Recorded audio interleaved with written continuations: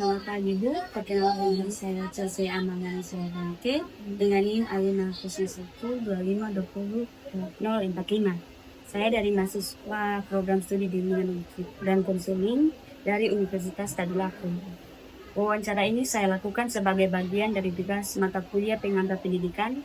Terima kasih kepada Ibu yang sudah bersedia meluangkan waktu untuk menjadi narasumber saya hari ini. Sebelumnya, boleh Ibu memperkenalkan diri, nama, usia, pekerjaan, dan latar belakang pendidikan Ibu. Kalau nama saya Nur Fitri SPDMPD.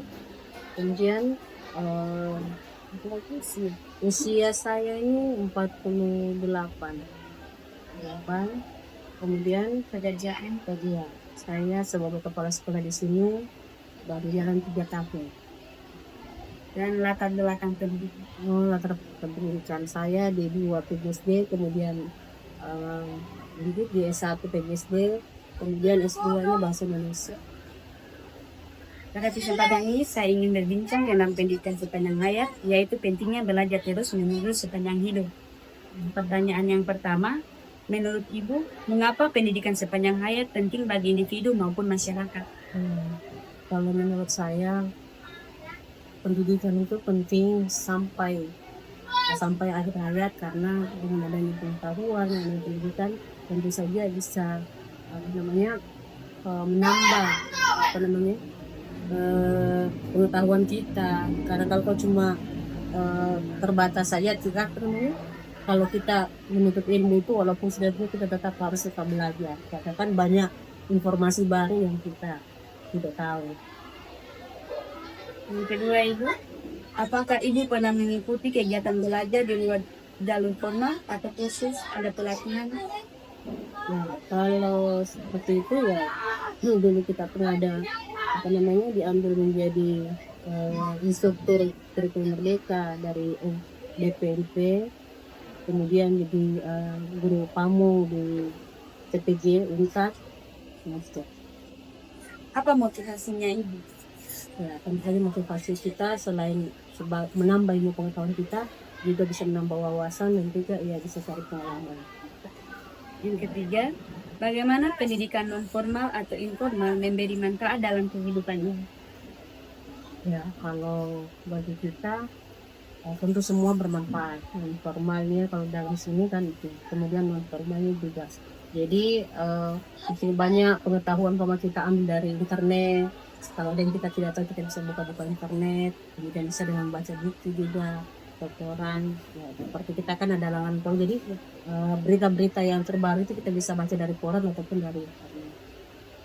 Yang keempat, bagaimana pendidikan sepanjang hayat dapat diterapkan dalam kehidupan sehari-hari?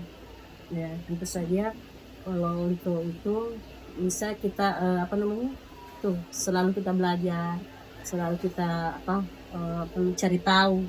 Umpama ada untuk, terutama sebagai tugas kita sebagai pendidik, tentu saja kita harus banyak cari-cari referensi di internet.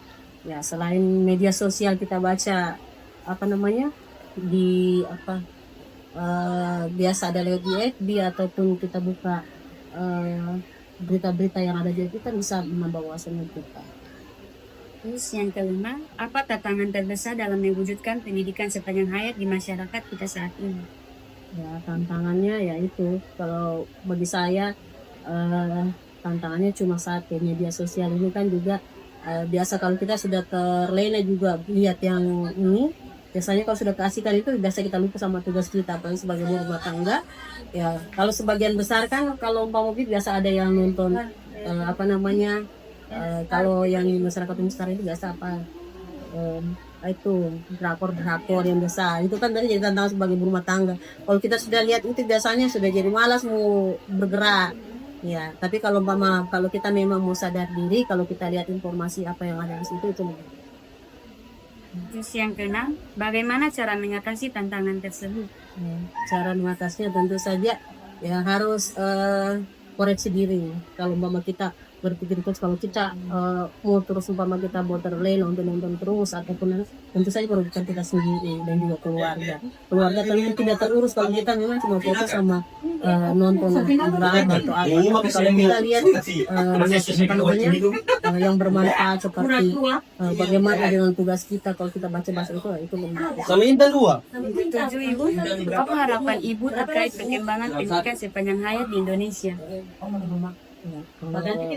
Apanya? Iya. Harapan Ibu terkait perkembangan pendidikan. Harapan saya mudah-mudahan dengan adanya perkembangan zaman ini bisa apa namanya bisa menambah wawasan orang-orang terutama kita semua dengan adanya anak-anak semuanya dan kita bisa menambah wawasan. Terus yang terakhir, apa pesan Ibu bagi saya sebagai mahasiswa agar saya semangat dalam menjalankan pendidikan sepanjang hayat? Ya, tentu saja pesannya jangan lupa berdoa supaya terhindar dari banyaknya tantangan sekarang ini, terutama dari media sosial. Kalau dengan adanya kita berdoa, kita mau bersatu, kita bisa. Terima kasih banyak Ibu atas waktunya dan penjelasannya tentang pendidikan sepanjang hayat. Dari wawancara ini saya lebih mengerti pentingnya terus belajar sejak tahap kehidupan. Semoga apa yang Ibu sampaikan bisa menjadi motivasi bagi saya dan untuk masyarakat semua dan tidak berhenti belajar. Terima kasih. Jangan bosan untuk belajar. Terima kasih. Ya, sama-sama. Dari hasil wawancara yang telah saya lakukan, saya dapat mengambil kesimpulan, yaitu pendidikan penting sampai akhir hayat karena adanya pengetahuan pendidikan bisa menambah wawasan kita seumur hidup. Walaupun kita sudah tidak sekolah, tetapi kita tetap harus belajar. Dan pendidikan non-formal selain menambah ilmu pengetahuan kita, juga bisa menambah pengalaman dan skill kita. Pendidikan informal dan non-formal bermanfaat bagi kita dan banyak pengetahuan yang kita dapatkan maupun itu dari internet, membaca buku, masyarakat, atau dari rumah.